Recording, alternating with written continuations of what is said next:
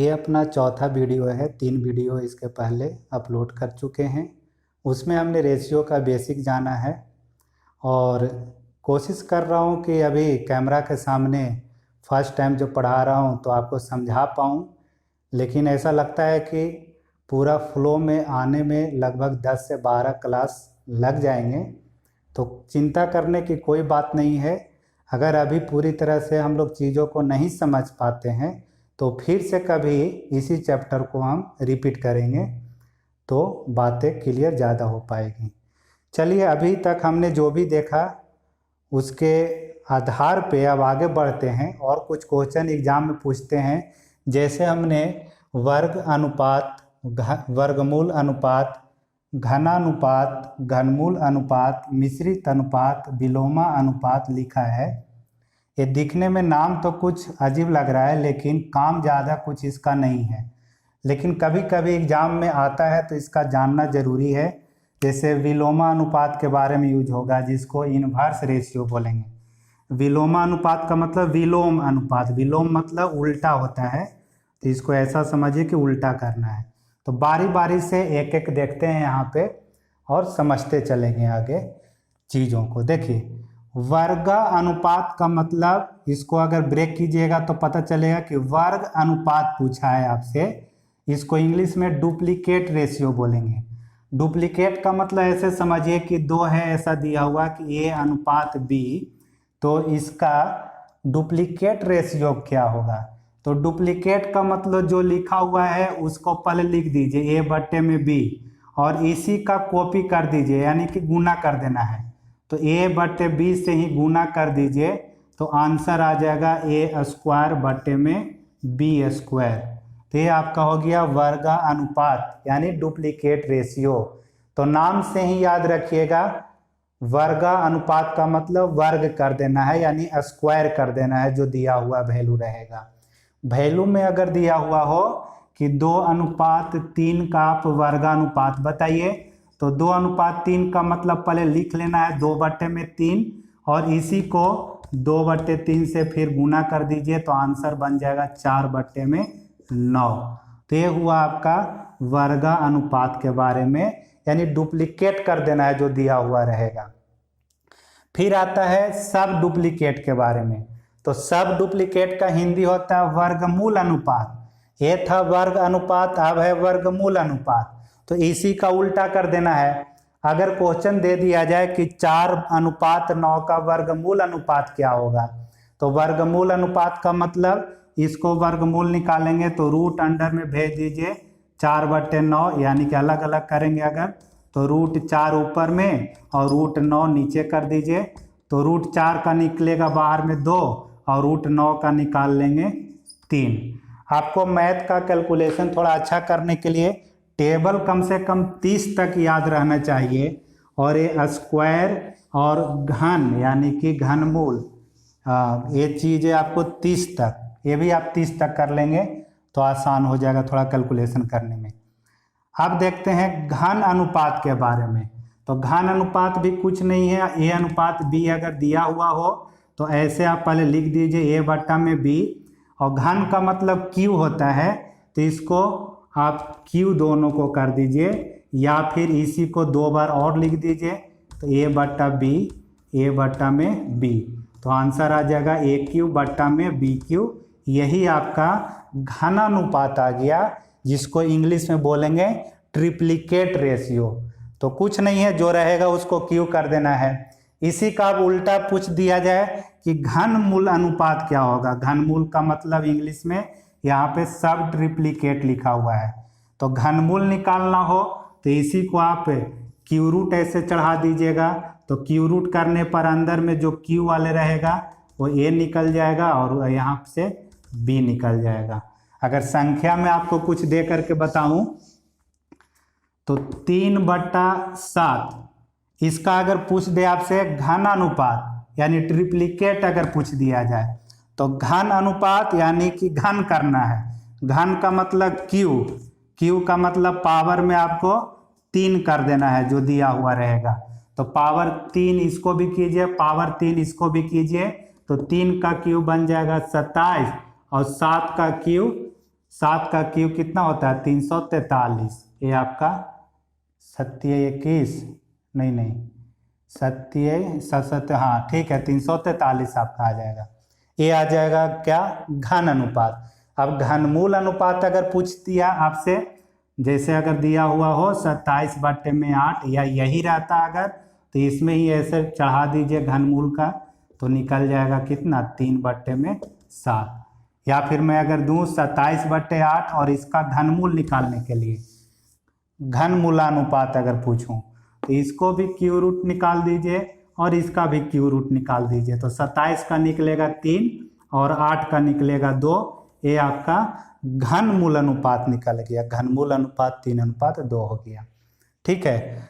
अब एक मिश्रित अनुपात पूछता है। मिश्रित अनुपात क्या है?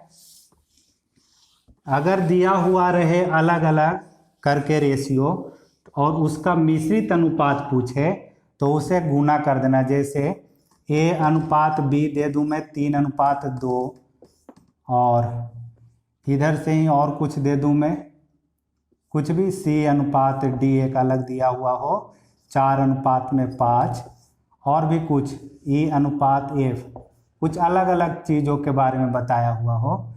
यहाँ पे मैं दे दूं 6:7 ये रहा। अब इसका मिश्रित अनुपात पूछा है। मिश्रित का इंग्लिश है कंपाउंड रेशियो या मिक्स रेशियो बोल सकते हैं। तो क्या कहिएगा 3/2 गुना कर दीजिए 4/5, इसको भी गुना कर देना 6/7। तो ऐसे गुना करने के बाद काट करके जो आपका आंसर आएगा वही मिश्रित अनुपात कहलाएगा। कट रहा है अगर 2 से 2 बार में काट दीजिए। अब कुछ नीचे से वाला कुछ नहीं कट रहा है। 3 दूनी 6 और 6 गुने 6 36, नीचे से 5 गुने 7 कीजिएगा तो 35। यही आपका मिक्स रेशियो या कंपाउंड रेशियो आ गया। फिर है विलोमा अनुपात। विलोमा अनुपात इंग्लिश में इसको इन्वर्स रेशियो बोलेंगे।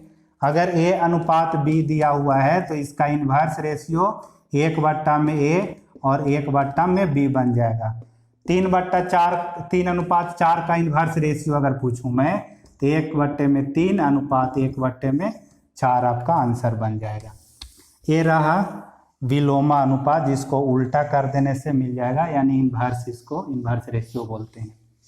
अभी हमने क्या सीखा इसमें एक एग्जाम्पल दे करके बताता हूं। और 4:5 है, इसका आपसे पूछ सकता है क्या क्या, वर्गानुपात। तो वर्गानुपात यानी कि डुप्लीकेट रेशियो, तो इसी को स्क्वायर कर देने से आपको वर्गानुपात मिल जाएगा। तो 4 का स्क्वायर कर दीजिए 16 और 5 का स्क्वायर करने से 25। ये मिल गया वर्गानुपात। वर्गानुपात। अगर पूछ दिया जाए वर्गमूल अनुपात, वर्गमूलानुपात, वर्गमूलानुपात के लिए इसको स्क्वायर रूट कर दीजिए। स्क्वायर रूट करने के बाद 4 और 5 आएगा, ये आपका वर्गमूलानुपात हो गया। अगर पूछ दिया जाए घनानुपात, तो घनानुपात के लिए पावर में क्यू कर दीजिए। पावर में 3 करने से घनानुपात मिलेगा। 4 का क्यू 64, 5 का क्यू 125, एक घनानुपात हो गया। अगर पूछ देता है घनमूलानुपात, तो घनमूलानुपात का मतलब घनमूल निकालना है। घनमूल को इंग्लिश में क्यू ही बोलते हैं, ऐसे यहाँ पे सब ट्रिप्लिकेट बोलते हैं। तो क्यू रूट निकालने के लिए क्या करना पड़ेगा, यहाँ रूट क्यू कीजिए इसको और इसको भी रूट क्यू कीजिएगा।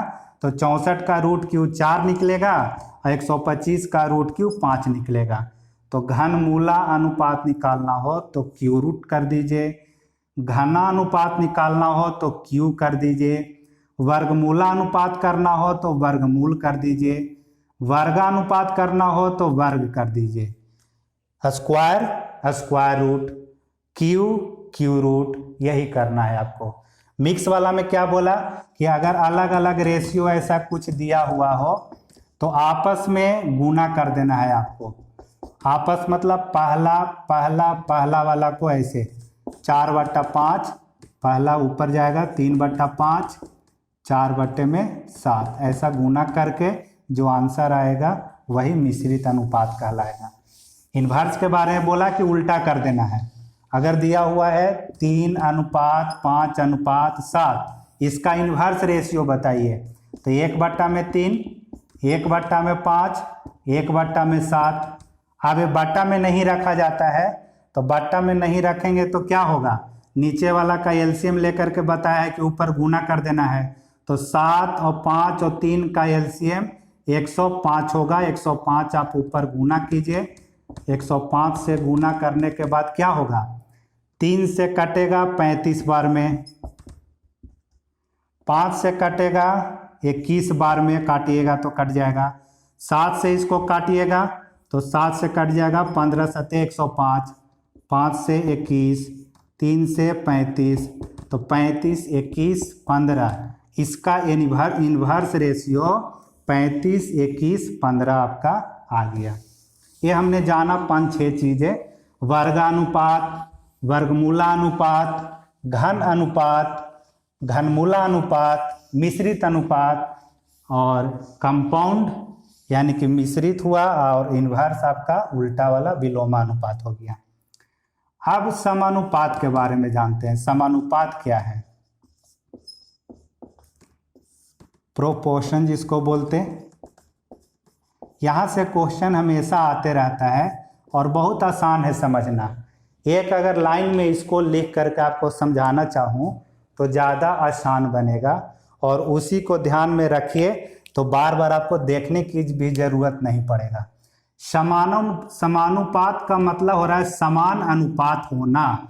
जैसे अगर मैं लिख दूं 3/5, 3:5 बराबर का साइन दे देता हूं, और यहाँ पे 6/10, जैसे तीसरे वीडियो में इसके बारे में कुछ बताया था हमने कि अगर A/B बराबर C/D बराबर E/F बराबर 9/5 या कुछ भी रहे, तो ऐसे केस में ये आपस में ए वाला आपस में बराबर है या ए वाला आपस में बराबर है, और रेशियो हमेशा 9:5 आ रहा है। तो यहाँ पे भी ये बराबर का साइन का मतलब 3/5 है, तो इधर भी 3/5 ही आना चाहिए। तो ये कटने के बाद 2 से 3/5 आपका दे देगा। जैसे अगर इसमें बोला जाए, इसको अगर रख दूं मैं 9/5, इसको रख दूं 18/2 से गुना किया 10, इसको रख दूं 27/15, तो सभी का रेशियो आपस में बराबर ही देगा। रेशियो आपस में बराबर कैसे देगा, देखिए 9 दूनी 18 और 2 पचे 10, 9 तिया 27 और 3 पचे 15, 3 से कट रहा है, 3 9 27 और 3 पचे 15। देखिए रेशियो सभी का बराबर है। तो समानुपात का मतलब ही यही होता है, और यहाँ पे 4 नाम लेकर के चलेगा, और उसके आधार पे क्वेश्चन पूछा जाता है आपसे। मध्य अनुपाती पूछ सकता है, प्रथम अनुपात पूछ सकता है, तृतीय अनुपाती पूछता है, चतुर्थ अनुपाती पूछता है। तो क्या कीजिएगा इसमें कि आप लिख दीजिए पहले ऐसे A, B, C और D, 4 मैंने ऐसे लिख दिया है। ये यहाँ पे ऐसे अनुपात का साइन दे देंगे। ये समानुपात का साइन होता है। समानुपात का मतलब बराबर का साइन। ये है अनुपात का साइन और ये है समानुपात का साइन। समानुपात का मतलब बराबर। अब इसको लिखेंगे आप कैसे, तो A अनुपात B को लिख सकते हैं A/B, C अनुपात D को आप लिख सकते हैं C/D। अब अगर 4 में से कोई अगर एक पूछेगा तो उसका आप आंसर दे सकते हैं। अब क्वेश्चन कैसे कैसे बनाता है, थोड़ा सा क्वेश्चन का डाटा दे करके आपको बताता हूं। जैसे आपसे अगर पूछ दिया जाए 3 संख्या दे करके, यहाँ पे 3, यहाँ पे 7 और यहाँ पे 6 और यहाँ पे चौथा आपका जो D जो नाम है वो यहाँ नहीं दिया हुआ है, और ये आपको निकालना है कि क्या होगा इसका मान। चौथा अनुपाती, चतुर्थ अनुपाती जिसको फोर्थ प्रोपोर्शनल बोलते हैं, वो आपको निकालना है। तो चतुर्थ अनुपाती निकालने के लिए कुछ नहीं, ये जो बट्टा वाला है वो ऐसे ही लिख दीजिए, A/B यानी 3/7 लिख देना है। C/D के बराबर होना चाहिए, यानी 6/x कर दीजिए। अब जो कट होगा उसको कट कर दीजिए, ऊपर ऊपर कट होगा तो कट कीजिए, 3 दूनी 6 काट रहे हैं यहाँ पे। अब क्या हुआ, x एकम x और 7 दूनी 14, यानी चतुर्थ अनुपाती आपको 14 मिलेगा। x का मान 14 आ गया। अब यहाँ और तृतीय अनुपाती अगर पूछ लेता है तो तृतीय अनुपाती पूछने का मतलब देखिए,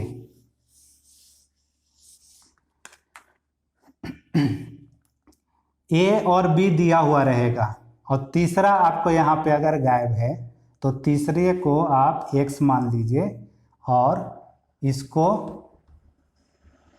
कुछ दे देते हैं, यहाँ पे 14 ऐसा दे दिया। तो ऐसे केस में 3/7 रख दीजिए, x बट्टा में 14 कर दीजिए। नीचे अगर कट हो रहा है तो 7 दूनी 14 और एक क्रॉस कीजिएगा तो x बराबर 3 दूनी 6 दे दिया। अब एक क्वेश्चन ऐसे बनाएगा, दो ही आपका संख्या देगा, दो संख्या दे करके और तीसरी अनुपात पूछ सकता है। जैसे 4 और 16, इस बार दो ही संख्या दिया हुआ है और आपसे पूछ रहा है कि तृतीय अनुपाती क्या होगा। तो तृतीय अनुपाती निकालने के लिए क्या करेंगे, इसको कि 4/16 लिख दीजिए पहले, ठीक है। और 16 को एक बार फिर से लिखेंगे यहाँ पे, और यहाँ जो तृतीय अनुपाती निकालना है उसको x मान लेंगे। अब क्रॉस जब गुना आप करेंगे या ऊपर कट रहा है तो काट दीजिए, 4 से 4 बार में यहाँ क्रॉस कीजिएगा तो x से कम x और 16 चौके 64 आपका आंसर आ जाएगा, ये रहा। फिर आपसे पूछ सकता है एक मीन अनुपात, मीन प्रोपोर्शनल पूछता है। मीन प्रोपोर्शनल में, जिसको हिंदी में मध्यानुपाती बोलते हैं, तो वहां पे भी आपको दो संख्या दिया हुआ रहेगा, 4 और 16 दिया हुआ है। और मीन प्रोपोर्शनल का मतलब ये बीच में आपको पूछ रहा है कि यहाँ पे क्या होगा। तृतीय अनुपाती भी पूछ सकता है 2 दे करके, और मीन प्रोपोर्शनल भी पूछ सकता है आपको 2 संख्या दे करके। तो मीन प्रोपोर्शनल के लिए क्या करेंगे, 4/x लिख दीजिए और x को फिर से यहाँ पे रिपीट कीजिए और 16 को नीचे भेज देंगे। 4/x और फिर से x/16 करना है। अब क्या होगा, यहाँ पे क्रॉस गुना करने पर x गुने x बन जाएगा x² और 16 गुने 4 करेंगे तो 64 होगा। अब अगर स्क्वायर को राइट साइड में भेजेंगे तो रूट होगा, तो रूट 64 करने पे आंसर आपका 8 आ जाएगा। यानी मध्य अनुपाती आपका कितना है, 8 रहेगा यहाँ पे, ठीक है। तो मध्य अनुपाती देखा हमने, तृतीय अनुपाती देखा, चतुर्थ अनुपाती देखा, जिसको इंग्लिश में बोलते हैं मध्य को मीन प्रोपोर्शनल, और थर्ड प्रोपोर्शनल तृतीय अनुपाती, और फोर्थ प्रोपोर्शनल चतुर्थ अनुपाती। इस पे और फिर हम लोग क्वेश्चन करेंगे तो वहाँ पे ज़्यादा समझ में आएगा। क्वेश्चन इस पे आते हैं इसलिए कराऊंगा मैं, ठीक है। बाकी अब आगे क्वेश्चन का ही है, क्वेश्चन कराएंगे अच्छे अच्छे नेक्स्ट वीडियो में, देखते हैं। अब